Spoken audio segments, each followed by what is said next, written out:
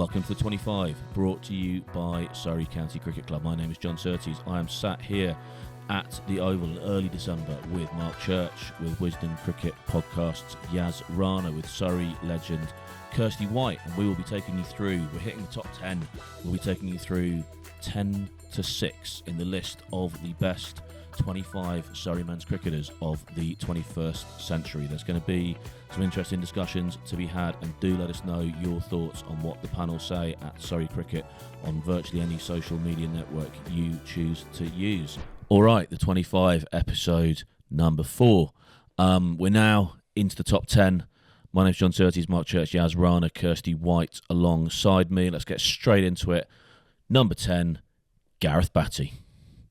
Who wants to go first on Gareth Batty? Yaz. I actually had a question for Churchy around Gareth Batty.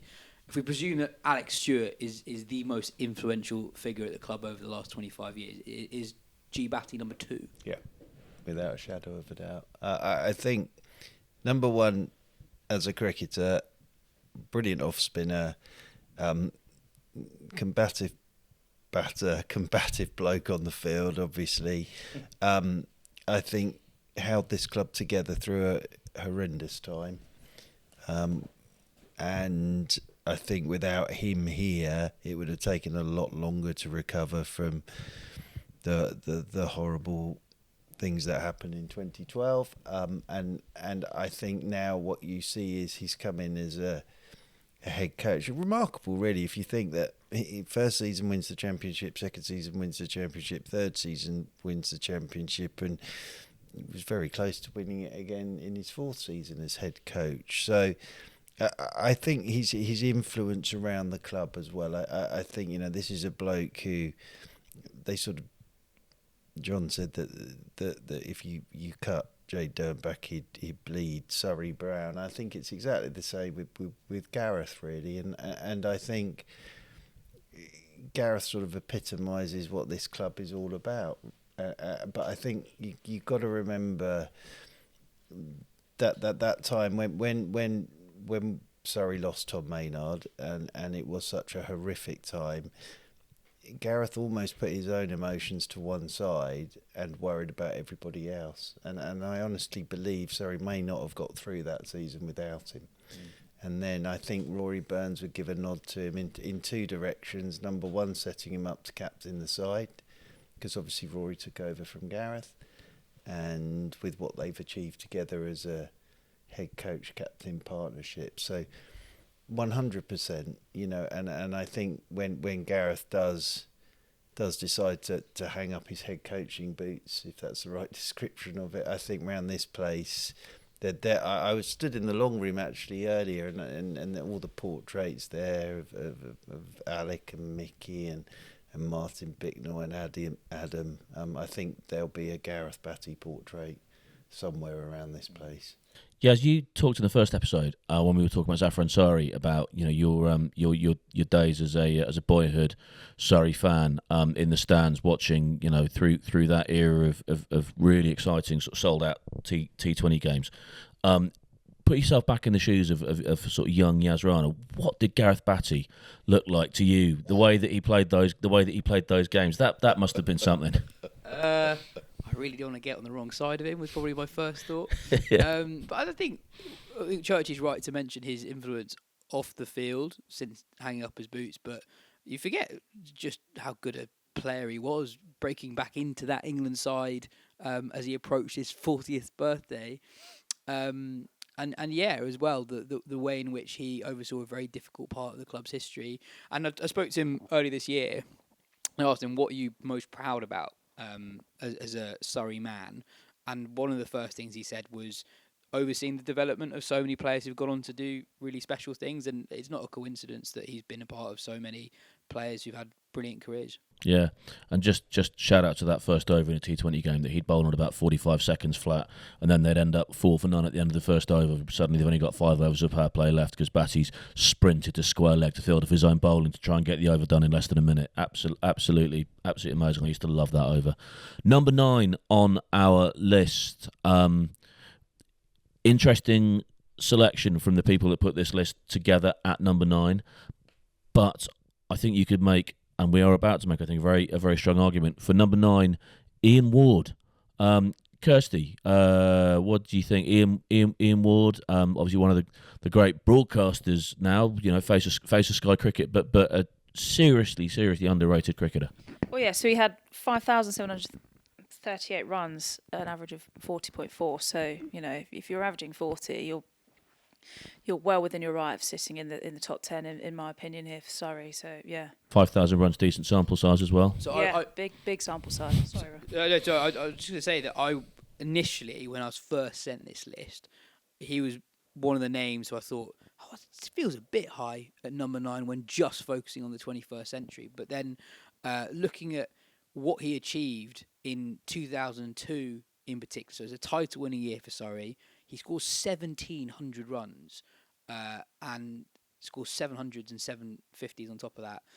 I think quite often we remember county players sort of based on what the England conversation is at a given time, and it just so happened to be that the opening spots in the England team at that time were so sewn up. That was Trescothick and Vaughan at their very, very best.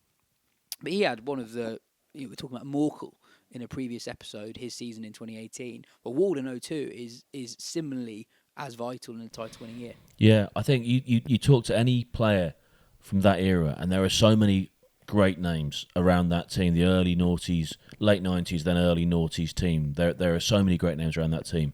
But if you talk to anybody in that who played around that time, it will not be long at all before they start talking about Ian Ward in hushed tones. I think he's one of those guys. He's a real Churchy, a real cricketer's cricketer. Yeah, he is, and I think he was a fantastic opening batter. He won the T20 and made 50 odd in the final. The only year that Surrey won the T20 back in 2003. I was saying to Yaz that he's played one of the best innings I've ever seen a Surrey player play, and that was down at Canterbury, and Surrey were chasing over 400 on the final day, and they were 8 down when they won it, and Ian Ward walked off 168 not out, and that was Ian Ward all over, really. And I think what I love about him is a lot of people don't know him now just from his broadcasting, and he sits in the middle of all those great players, but people tend to forget that he did play for England. He played in an Ashes series. He made his debut at Lords against Pakistan batting at 7. He came up against one of the great Australian bowling attacks of all time, but he played Test cricket. He was a very, very good player. Left-handed. I don't think they'd have won those championship titles when they did without him. I think he was that important to them. And we sort of talked about the Sibley thing, where they had a certain Ramprakash coming in at 3. I would have thought for Ramprakash, he could put his feet up for a bit because Ward always did the business. So, just a very, very fine cricketer. Very fine cricketer. Ian Ward is our number 9. Our number 8. Now, as you said, you think Ian Ward, initially when you looked at this list, you thought that Ian Ward might have been high at number 9.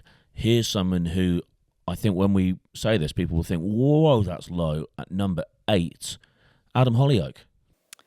So I'm very lucky to work with Mark Butcher on the Wisden podcast. We talk every week and have done for 4 years. And you guys, his consistently, when he's talking about a captain, he compares him to Adam Hollioake. It's basically the Hollioake scale. The closer they are to Hollioake, the more he rates him. And he thinks there's a lot of Stokes in Hollioake, or even a lot of Hollioake in Stokes. Yes, the other way around. And I think he's so big on Hollioake's ability to read a game, understand opposition's weaknesses, when to pounce, when to apply pressure, when to absorb pressure. And he says that Hollioake is a totally enormous part of Surrey's success around the turn of the century. And we talked about trailblazers in a previous episode. Hollioake in white ball cricket, Hollioake in T20 cricket. He averaged 11 with the ball for Surrey in T20 cricket.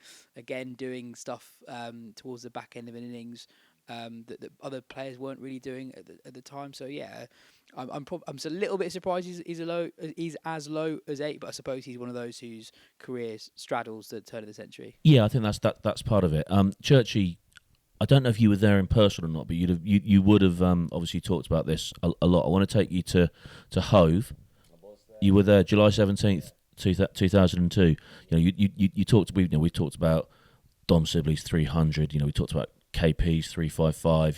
There are those standout knocks that people will remember for generations in every generation of a Surrey team. But this is only 117 not out. So if you only consider it on the numbers, it doesn't necessarily stand out in the way that some of the others do. But you were there, Church. So just tell us about that, because you again, anyone who seems to have seen that innings is just speaks about it like something it's something like unlike they will ever see again. Sort of to put it into context, it was his first game back after Ben had died, so it was an emotional occasion, and he just walked out and smashed it. And actually, afterwards, he gave interviews, and he always gave interviews, but he was. It sounds a strange thing to say. He was more relaxed, and he said, "Listen, it's just cricket. That's all this is, and it's freed me up completely." And no great surprise that Surrey went on in 2003, the first ever T20 to win it, because he basically sat them all down and said, "Just go out there and play and enjoy yourselves, and we'll work it out as we go along." But I'm sure that wasn't the case with Adam at all. And as Yaz said, he read an opposition's weakness very, very quickly. He'd do strange things, and it's the same as you mentioned with Stokes there. People think, what on earth is he doing? But more often than not, they came off.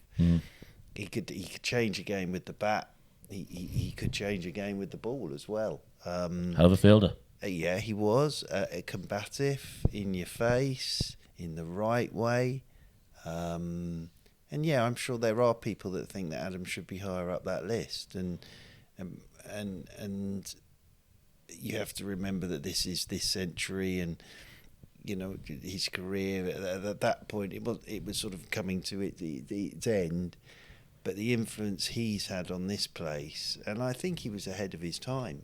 I genuinely think Adam Hollioake was ahead of his time in the way that he went about playing his own game, and B, captaining a side in cricket.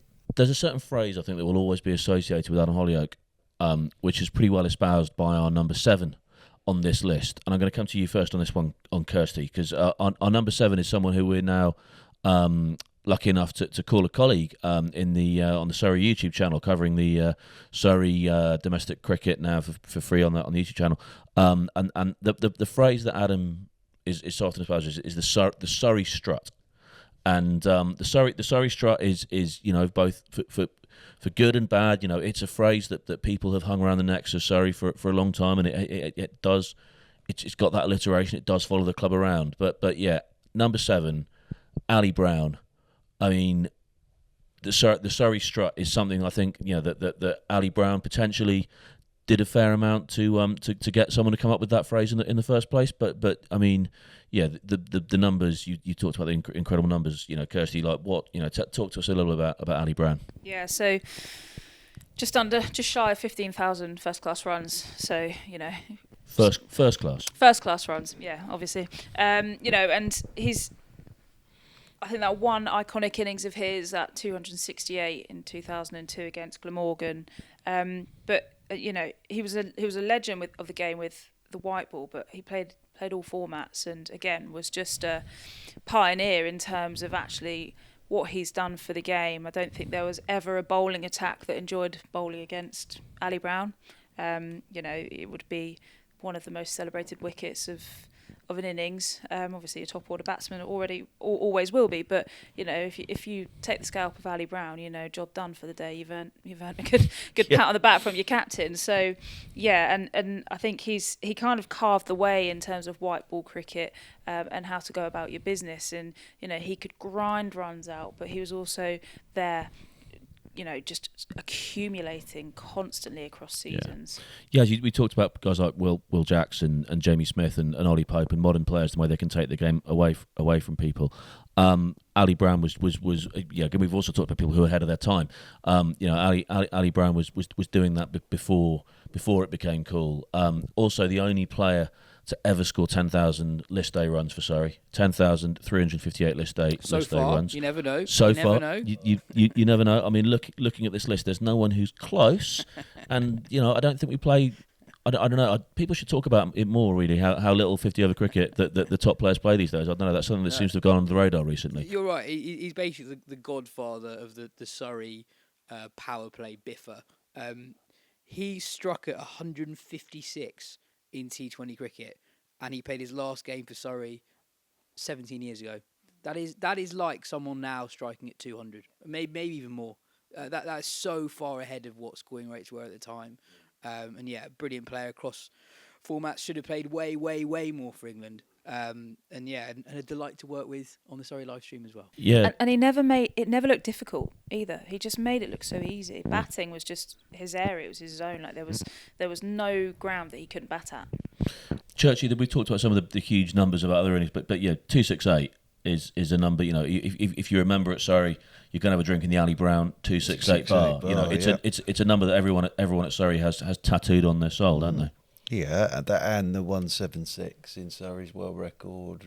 Yeah, and the 496. 496. Yeah, and the Guildford 203. The Guildford 203 kept putting Cardigan Connor in the petrol station for the whole afternoon.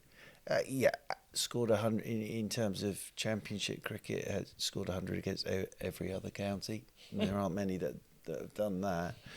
My favourite thing about the Lord is Anil Kumble's debut on a flat one at Guildford, and Kumble must have bowled 40 odd overs, none for 100 odd. The Lord put his hand up, came on, picked up 3 straight away. Because he's the Lord, isn't he? He is the Lord. So yeah, wonderful player, ahead of his time. Should have played a lot more for England, and could absolutely destroy you in a couple of hours with the bat. Yeah, also one of those players you maybe just feel slightly sorry for, because if he'd come through even sort of 5 years ago, or come through now, he would be fabulously rich. Yeah, he would. He really would. If he'd been around when there was franchise, he would be living in the Bahamas. He would he played for Mumbai Indians in a solid gold house. A story house. that I think he's told on the live stream before, but yeah. He very, very nearly got picked up by the Mumbai Indians. Early days Mumbai Indians, yeah. But as I say, if he was coming through now, he'd be living in a solid gold house in the Bahamas. Number 6, the last one on episode 4, last one of this episode. Simply put, the king, Kumar Sangakkara. Maybe not Surrey's best ever player, but maybe the best player to play for Surrey. Wasn't here for very long, but the impact he had was extraordinary. At the end, very, very end of his playing career, very young Surrey side, him and Batty aside, really, in his record was quite frankly ludicrous. We talked about Pope averaging 60 earlier. Sangakkara averaged 62. I think 1,400 in 33 games. Yeah. Pretty good. Kirstie, you said Ali Brown made it look easy. I mean, Kumar, what on earth? Yeah, and think, the thing about Kumar as well is he kind of, you just had to watch. He didn't have to say anything. You just watched, and I think he had such an amazing presence at the crease, but he was so understated about the way that he just carried out his business. And I think for me, if you're an overseas player now and you're coming to play for Surrey, and you look at all the overseas players that have played for Surrey, you've got to be thinking, geez, how am I getting, I've got to really show up today, because, some of the names that Surrey have signed as overseas players, and Kumar, again, Surrey, what is it with Surrey wicketkeeper batters that can just, come in and just do a job for a team that, when the team is potentially struggling, or you've got a young team like you did at the time, just in this century, he's top of a list that includes Ricky Ponting, Graham Smith, Morne Morkel, Anil Kumble, Harbhajan Singh. I'm just listing players that have played first class cricket there for Surrey as well, and he's top of that list, and it's not even a discussion who's top of that list, Churchy. We're sat here in the centre of London. You've got within an hour's walk of this place, you could get to the National Gallery, you could get to the Tate Modern, you could get to any of the great art galleries in the world, or you could just sit here and watch Kumar Sangakkara bat. Yeah, and I think, look, take away the runs and take away the cover drive, and it was his influence on the others that there was, and it's no surprise that they won in 2018 after he retired from cricket, and actually his influence still is in this side now, I think. And it was the Ford Sangakkarra double act at the start when he arrived, and it was like, right, it's Kumar Sangakkara. I sort of said it with Mornay.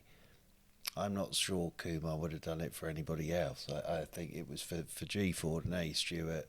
They obviously sat down with him, came up with the game plan, and he arrived, and from day one he was completely set on what he was doing. He was completely all in, and the number of runs he scored, but the influence he had on the other players, I think was probably the key thing. And no great surprise as well that the following year he sat on Sky interviewing Ollie Pope making his England debut. It was just the Sangakkarra influence, Sam Curran, Tom Curran, all these lads that played with him, his influence rubbed off on them. So yeah, I would say that one of the most influential cricketers that Surrey have ever had. Yeah, and I'd say his influence on Rory Burns as well. You talk about his influence on the on the current side and the three-peat, the 22, 23, 24 championships, and his influence on that. Hey, he wanted Aaron Harinath opening the batting for Sri Lanka. He did. So that we weren't far off that point. He took one look at Harinath and said, "Who's this lad?" And he was really trying to persuade him to sort of get to Sri Lanka and play for Sri Lanka. So no, I would say to some Sangha up, one of the most influential cricketers that this club has ever had and probably will ever have. Final point on Sangakkarra before we wrap up this episode, Churchy. The 50 over quarter final at Northants. Ridiculous. Just tell us about that moment. Well, basically he scored all the runs in the run chase. Yeah, the final ball. And then nothing against Jade, but then it was his line. We're talking about Jade Dernbach's batting again. Jade strolled out there with Surrey 9 down in the quarter final, and you could see Kisanga thinking, right, I better do this now. And he played one shot that was absolutely ridiculous. Was it in the last over? I think it was the final ball of the game. Was it the final? Was it the final? I think it was the winning. I think it was the winning strike in the final over. He went down on both knees and ramped it straight over the keeper's head for 6 into the sight screen. Deary me. So, yeah. Look, as I say, I think the best way you can sum Sangakkarra up is one of the most influential players that this club has ever had. Yeah, if you want to see that shot, go on the Surrey YouTube channel. I think the clip is called "The Most Extraordinary Shot You'll Ever See" from Kumar Sangakkara. It's not hard to find, and it's worth 8 seconds of your time. I'll tell you that for free. You can also see Jade Dernbach jumping up and down at the other end because you can't quite believe that he's had the best seat in the house to see something like that. Episode 4 of the 25 is in the can. Mark Church, thank you. Rana, thank you. Kirstie White, thank you very much. We're going to be back for episode 5, where we're going to take you through the top 5. So far, Gareth Batty at 10, Ian Ward at 9, Adam Hollioake at 8, Ali Brown at 7, Kumar Sangakkara at 6. Some amazing names to come, some big takes to come. Episode 5 coming soon. Take you through the top 5. For now, this has been the 25.